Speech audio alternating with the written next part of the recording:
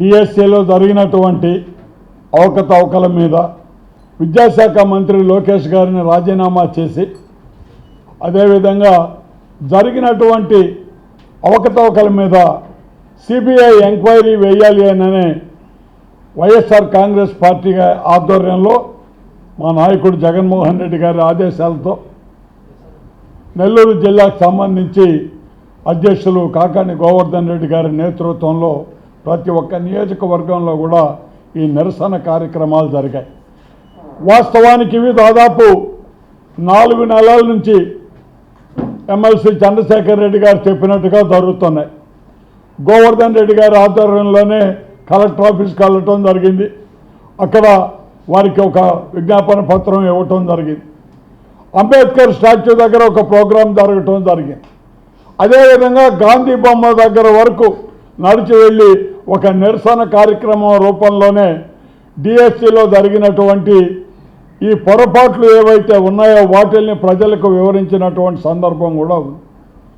ఇవన్నీ అయిన తర్వాత ప్రభుత్వంలో ఎటువంటి స్పందన కనిపించకపోవడంతో వైఎస్ఆర్ కాంగ్రెస్ పార్టీ శ్రేణులందరూ కూడా డిఎస్సిలో ఇబ్బంది పడినటువంటి మోసపోయినటువంటి ఆశావహులైతే ఎవరున్నారో వారందరికీ పక్షాన నిలబడి 3 రోజులు రిలే నిరాహార దీక్ష చేయటం జరిగింది.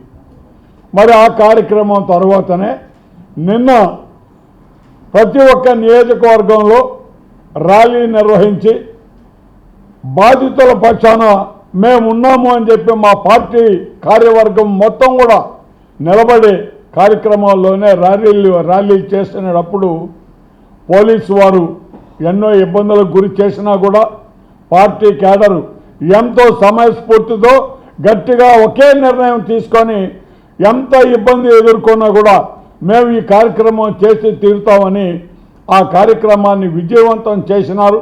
మరి అదేవిధంగా ఈ జిల్లాలోని నాయకులు కావచ్చు, వైఎస్ఆర్ కాంగ్రెస్ పార్టీ శ్రేణులు కావచ్చు, ప్రతి నియోజకవర్గంలో ఈ డిఎస్సి మీద జరిగినటువంటి అవకతవకలకి నిరసనగా చేసినటువంటి ప్రతి కార్యక్రమాన్ని విజయవంతం చేసినందుకు ప్రతి ఒక్కరికి పేరు పేరున కృతజ్ఞతలు తెలియజేస్తున్నామని మనవి చేస్తున్నాం.